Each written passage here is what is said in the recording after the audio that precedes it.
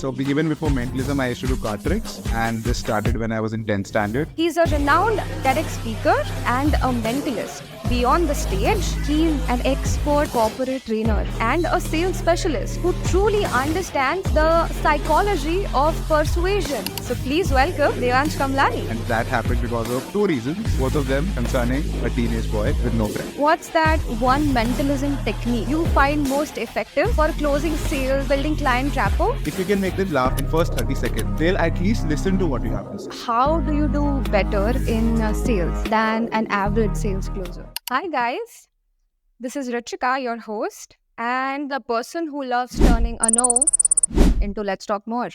Yeah. So join me as we pick the brains of top entrepreneurs and sales specialists, okay? Mastering the art of objection handling and trust building and closing deals with ease. So are you ready to up your sales game? Yeah? Okay. So today we are thrilled because the person who's going to join us is a master of communication and mind. Yeah? He's a renowned TEDx speaker and a mentalist who has captivated audiences over 100 mesmerized shows. Beyond the stage, he's an expert corporate trainer and a sales specialist. Lucky for us, right? Who truly understands the psychology of persuasion, right? So please welcome Devansh Kamlani. Hi guys, thank you so much for that wonderful introduction, Richika. I mean, I'm getting all the validation I want, so can't complain. And lovely to be here. We'll have a good conversation. That's all.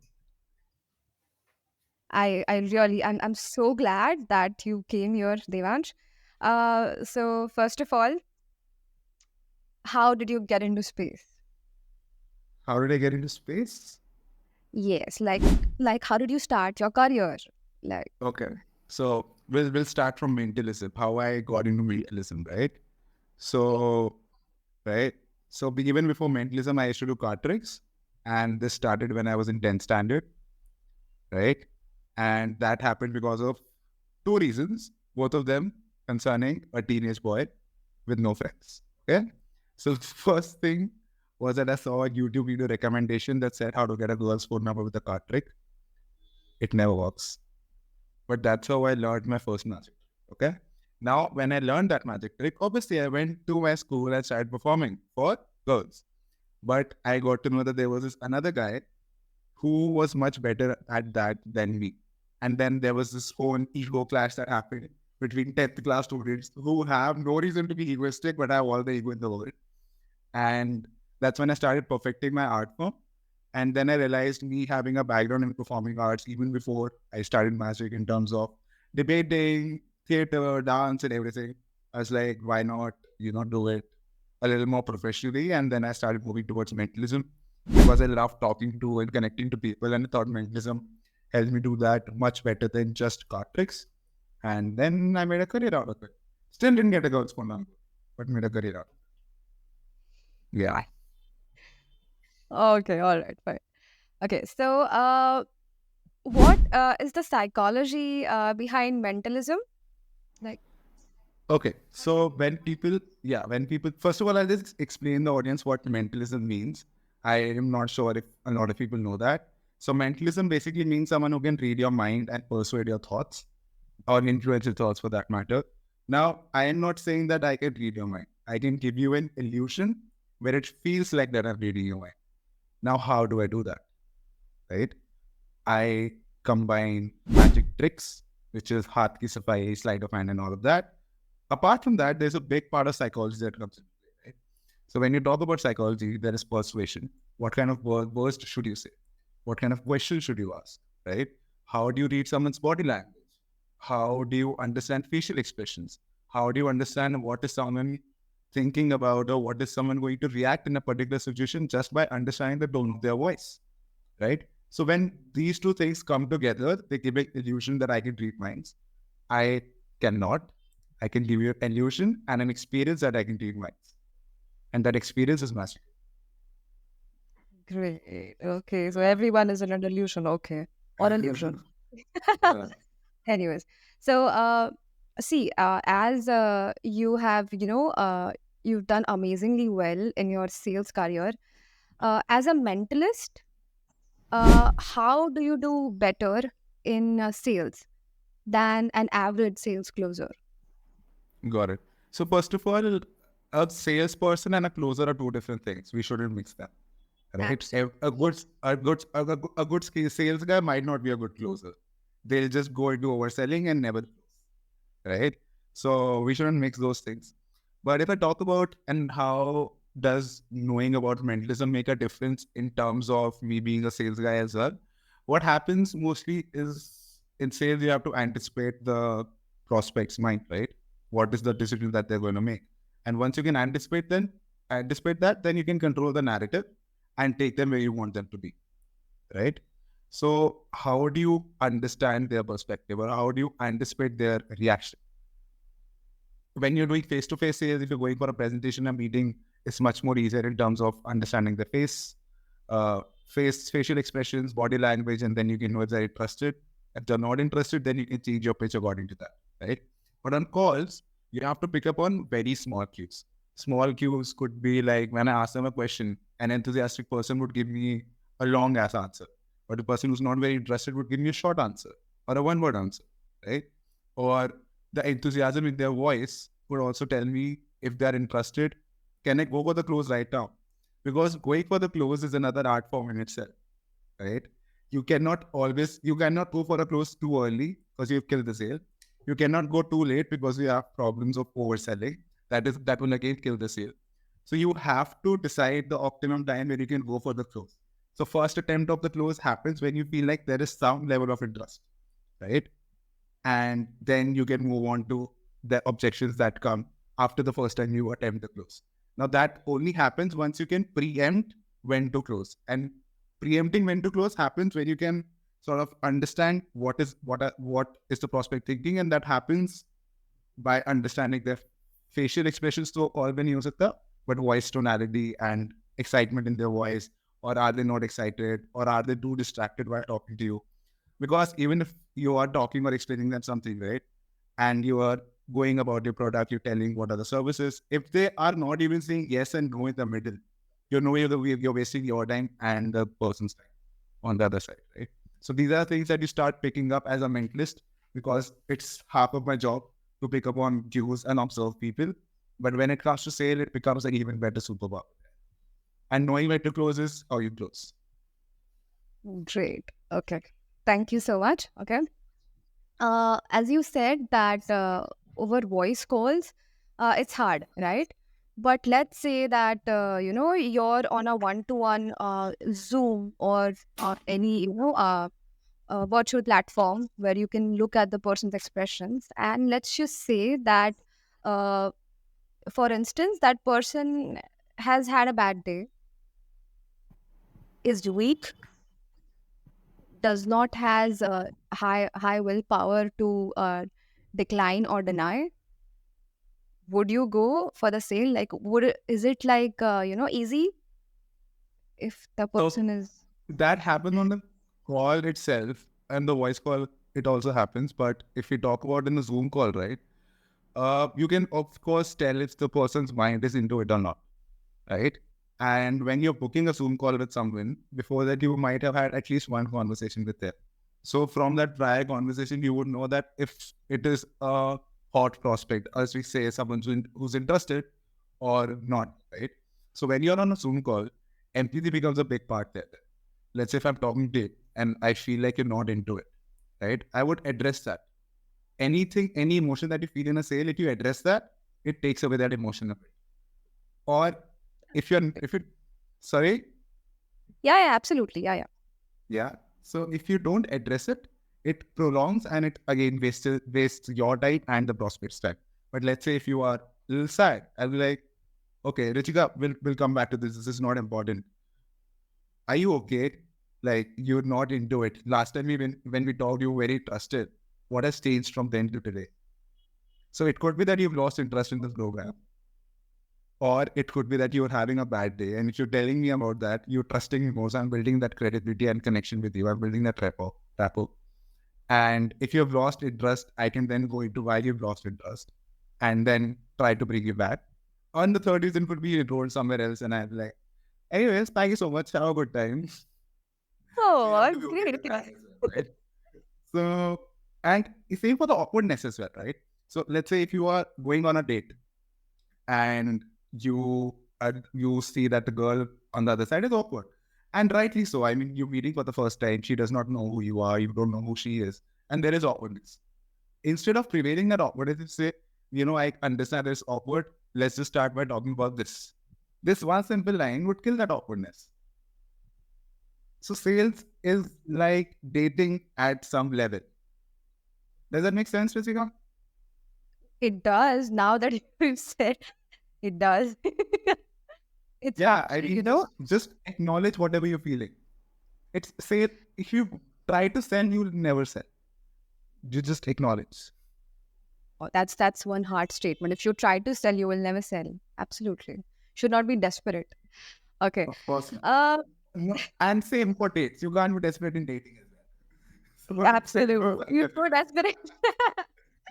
And that person is gonna be like, no, I don't want to be this wannabe. No, That's if a girl ghosts you, your prospect will also ghost you. So don't be desperate.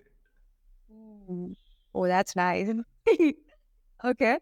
As a mentalist with over 100 shows, what's the one question that seems to challenge and unsettle all personality types? Like all the personality people are like unsettled, like alpha, beta, sigma. That one question you ask them. So this is something I just like to play around with. I don't want to sound really as a bad person, but this question just like it messes with people's head. And I used to ask this in my show as well sometimes. Because my show we used to talk a lot about belief system and connections and all that, right? So I used to ask this question, and any type of personality, alpha, beta, or sigma, at any personality, this is going to just mess their head up. Okay, if you guys want to note it down, it's gonna mess people up. What is that one belief in your life that you have never questioned, and why? I'll repeat. What is that one belief in your life that you have never questioned, and why have you not questioned it yet? That's something to think about. Like now, well, it's a fair question to ask, Yeah. and And if a person is able to answer now you took a step back, right? You were like, okay, yeah. what is that one belief? Like it could be anything. For someone, it could be a belief of I need to work hard to make money. But is that true? There are different kind of hard works. Gata Mazdoori is also hard work, but using AI to automate stuff is also hard work, right? But a lot of people think that, bro, I need to work hard, only then will I make money and go in that loop. And that is their belief. But if you ask them this question, then we're like, okay, maybe I should think about it. And then you leave them with that. Make them wanting. That's actually, one hell of a question. Question you said, and now I am, I'm still thinking, I'm still, hanging around there. Like, what is that belief? But probably I'll get the answer by the end of the night, hopefully. Yeah. Okay. Moving on to the next question. Yeah. What's that one mentalism technique you find most effective for closing sales or building client rapport? So, okay, this is not clearly a mentalism technique, but so I mentioned this before as well, right? If you want to if you can preempt their action, or you can understand or sort of predict what are they going to do next, you can then decide if you have to go for a close now or you have to talk more, or where do you want to take the conversation? How do you control the narrative, right?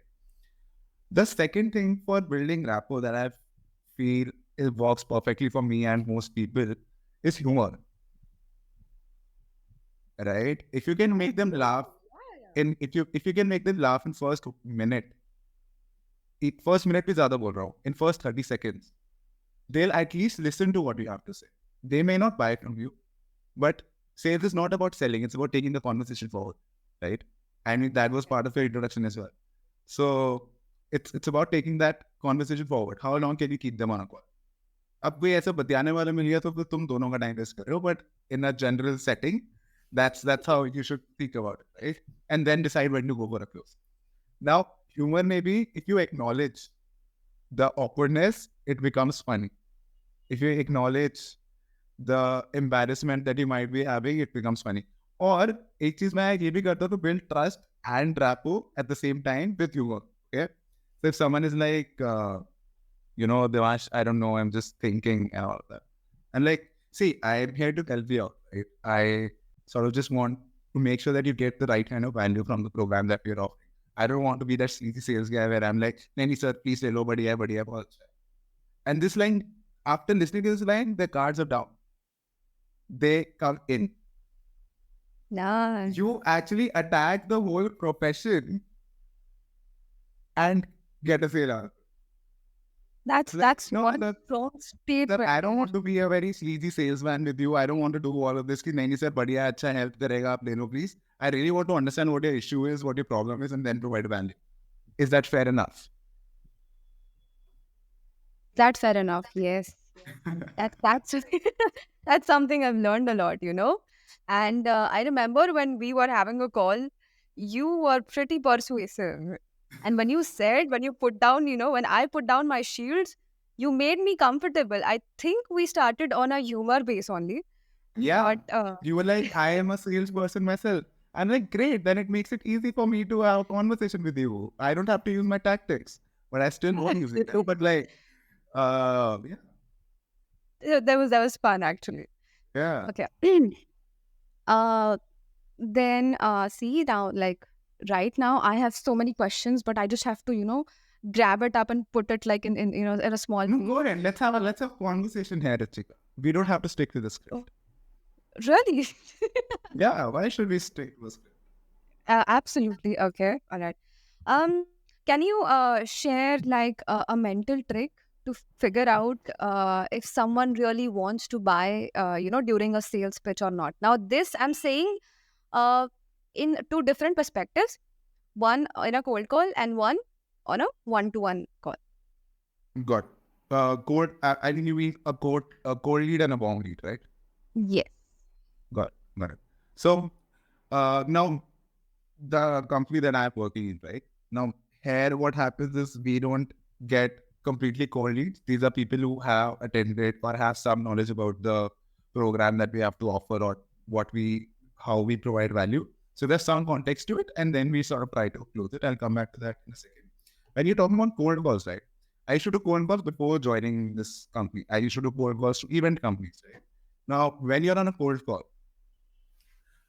you can again do two things. Have a permission-based opener because you can't actually sort of close in the first 30 seconds or first call itself when it's a cold call, right? So, and cold call mostly happens in a B2B deal, not that much in a B2C deal. B2C obviously is a little warm lead. So in a B2B deal, obviously B2B deals take time as well, right? So you don't go for a close in the first thing. The first call should only be to fix when to have a good discovery call next. So it would go something like, I love Saad Cells. He does that. He's like, hey, I know I'm calling you out of the blue. This is actually a cold call. It will give you 30 seconds to explain why I called you. I think I can add some value. They're like, sure, go ahead. Then you give a 30-second elevator pitch that this is what I do, this is what I offer, and you need help with this. Like, yeah, maybe, whatever the answer is. And then they'll be like, okay, then send me a proposal. And like, can I do you one better? I'll send you a proposal. But it would be a much better discussion. I'll be able to help you out better if we actually get on a call and discuss this through. Can we schedule a call on this date or this date? Now, here's the thing. If you ask them, can we schedule a call? Let's say I'm doing 23rd or 24th, right? Let's say if I ask them, can we schedule a call on 23rd? They have an option of saying yes or no. There are two options there, right? Now, if I ask them, can we schedule a call on 23rd or 24th? Any person does not want to say no twice. So I am not giving them an option of yes or no. I'm giving them an option of 23rd or 24th. So out of these two, which one fits better for you? Like he's like okay, yeah, 21st, 4th, I think works better for me. I'm like, great. Did the first half work better with the second half? Second half, perfect. Can we schedule a call for 4:30? No, I think make it 5. Perfect. Let's make a call for 5. That's it. And Like done. yeah, you schedule that call. And on that call is when you actually go into the probing, objection handling, offering what you have. Those are the next steps, right? And this is how you should ideally approach a cold call, is what I feel. This is something that has worked for me. I mean, obviously, as a sales guy, you also have to find out what is working for you and with your personality. If you're a very introverted person, People have different type, you know, they yeah. figure out after half the time. That's true. So yeah, I mean, you obviously have to figure that out. And for a warm lead, I think the context there is that they know that you're trying to sell them something more often than not. So again, need to acknowledge that. It's like, I don't use it very often, but any time that I've used it, it has worked. Because usually I ask that you attended this particular workshop, how was your experience? Then I go into why do you want to do this, and take it from there. If they haven't attended the workshop, I'll be like, okay, I'll be very honest with you. This is essentially a sales call, and yeah, so this essentially is a sales call. I'll ask you a few questions to see if I can add any value. If not, I'll point you out in another direction.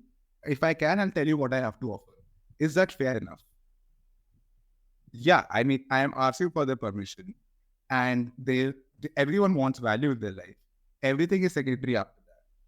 So they will let me ask those questions, right? Unless until they are genuinely being an ass, they would let me ask that question.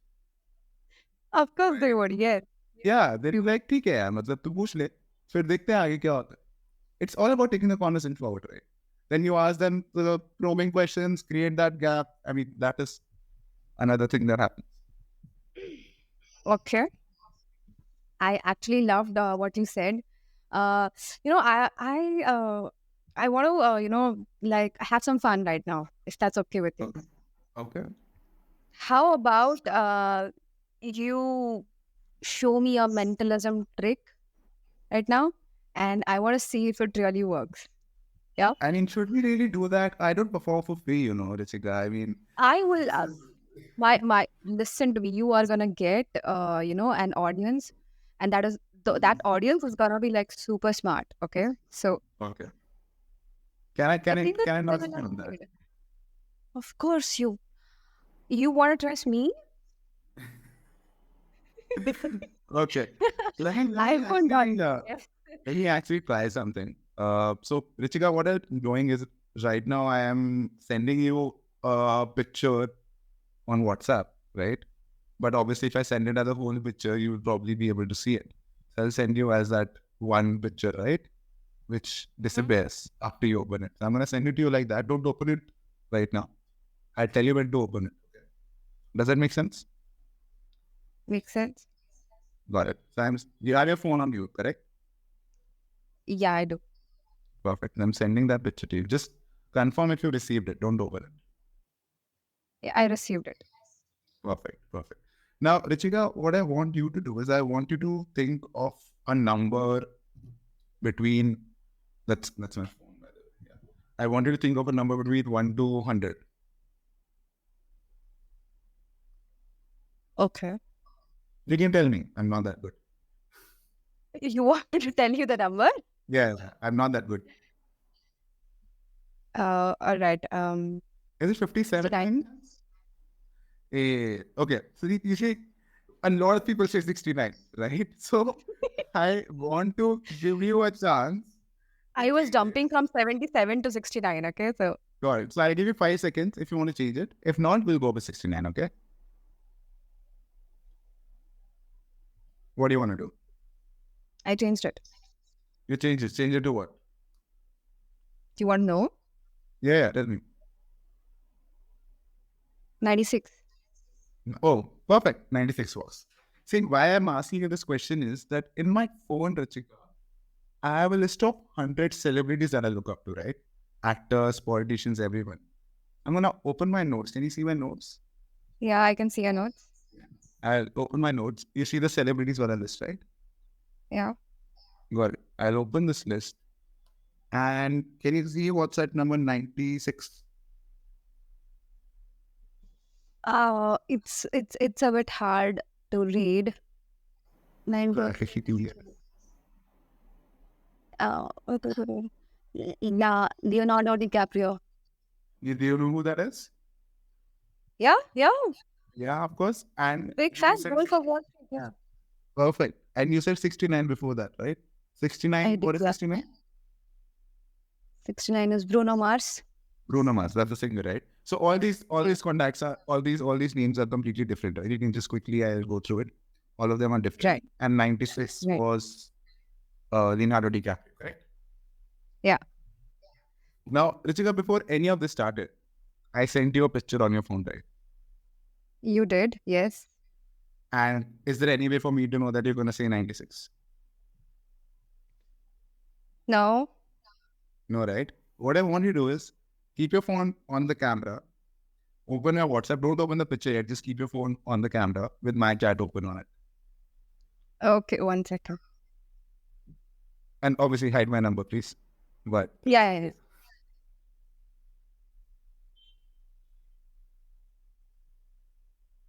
So, like, I should open the photo, right?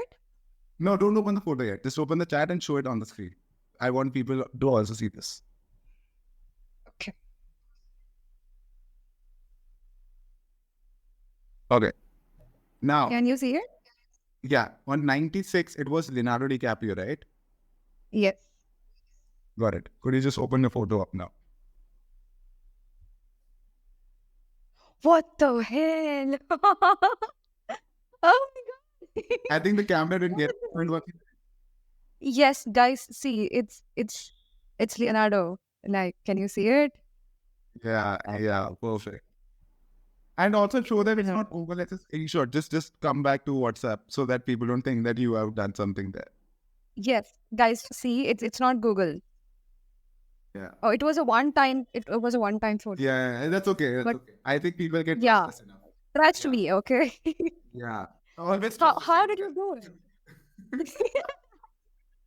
Always trust him, yeah. How did you do it? Like, I didn't know you were that good. Yeah, if I tell you I'll have to kill you, I don't want to do that. You're kind of nice person. So. Kind of nice. Okay, I can take it. Yeah. Yeah. That's a compliment for me. You don't know how much I roast my friends. So that's a compliment. Yes. Well, thank you so much. Okay. Well, that was fun. Moving on to my last message. What is gaslighting on text messages in sales? Because I've heard you see it a lot of times. It's not gaslighting. It's just trying to get a response out of them, right? You But said don't give gaslight. them. Yeah, because you get a response by gaslighting them. But it's not me trying to gaslight them. It's just me trying to get a response out of them so that I can help them, right? It's like you have to give them a reason enough to reply to you. Otherwise, you'll get ghosted, right? So my first message, if I call someone and they don't pick up, my first message to them would be, hey, tried reaching out to you. How should we proceed? This is simple. There is no pushing here. And I'm not being desperate. I'm just asking how should we proceed, right? Generally, they'll reply to this. If they don't, I'll call them the second day or after 1 day break. And if they don't pick up again, I'll be like, hey, tried reaching out to you. Have you given up on wanting to ... whatever it is? And you sort of, it is kind of gaslighting, but you're just saying them, yaar, तुमने मेरे को इतना कुछ बोला था that you want to do all of this. Have you given up on this? Or have you, let's say, if you're doing a B2B deal, have you given up on wanting to expand your business? Or have you given up on wanting to learn about how to grow on Instagram? Have you given up on wanting to be amazing in life? Like anything, right? Okay. Well, like you can put anything after giving up, wanting to do whatever. And I then actually am sorry to interrupt. I heard this one, this message. I think I was texting to one of a funnel coach. He's a funnel coach, and when I stopped replying, there was that Autobot which sent me, "Are you lost in a black hole? Did you get sucked into a black hole because you did not reply?" Yeah, I mean, so you have to figure out what's working for you. Right now, I love this because this sort of also hits on their insecurity a little bit. So they also are taken back to think about, oh, I want to do this. Why am I not doing this? Right? Because as Indians, we want to delay decision as much as we can. Say, want them to make decisions sooner. Right? That is one. And second is just something that or people also take it on the, no, I have not given up. Why would you say I have given up? Right? And What then, people? yeah, and they'll be like, no, I haven't given up. Micah, then can we get into the core and discuss further? Then the real objection will come in and then you can handle it. Nice, nice. Right? Yeah, So that was you nice. can do that on call as well. Can you Right? give me more It's not examples of gaslighting it's not in text messages? see, gas in text messages, this is these after these two texts, if they're not replying, you should probably just leave them. No, a different option, na, like someone A has texted different you. option to gaslight would be uh I mean, I can't think of anything, but this is so perfect. I only use these two. Another Okay. one, if I want to gaslight is, I'll be like, hey, tried reaching out to you. Have you changed your? It's still on the same line, but have you changed your plans of scaling your business, or do you not want to scale your business anymore? So Nice. it's similar, but giving up adds more gravitas to it, right? Uh, yeah, it's very similar, but yeah. Yeah. I mean, Anyways, you just have to get a reply out of them. Do some done with, unless you're not mis-selling and trying to harm someone, do anything that you can. I mean, I had heard this somewhere. Ki if you're not getting blocked, you're not calling enough. ooh, that was nice. That was nice. Anyways, it was so much fun having you on the podcast, Devansh. And any last words of advice you would like to give our audience? Yeah, I mean, something that I didn't say, Abhi, that unless you're not mis-selling, you can do whatever you want, right? Unless you're actually trying to help them. So this is not my line, but I read it somewhere. I don't remember who said that. One of the closers, but he said that selling is not about selling someone something they don't need. It's about helping them realize what they actually want, what they actually need, right? So you help them realize what is it that they're lacking. You help them realize, ki yaar, if you're doing this, it's not good for you. You should do this instead. And how can I help? Right? It's about providing real value. I mean, this is my phone's code as well. If you see, you can have everything in life you want if you just help enough other people get what they want. Yeah, That's why it's exactly by the way. If you've heard of it, I have, yeah. definitely have. All right. Thank you so much, Devansh, for coming on the Perfect. podcast. Perfect. It Guys, was you can lovely talking find to you, Richika. Devansh. Uh, all right. All right. So you can find Devansh on Instagram. You can find him on LinkedIn, on Facebook. And peace out till the next episode. Yeah. Thank you so Thank you so much, much. guys. It was lovely. I hope I added some value. But cool. No, Yeah. you added a lot of value. Perfect. Perfect.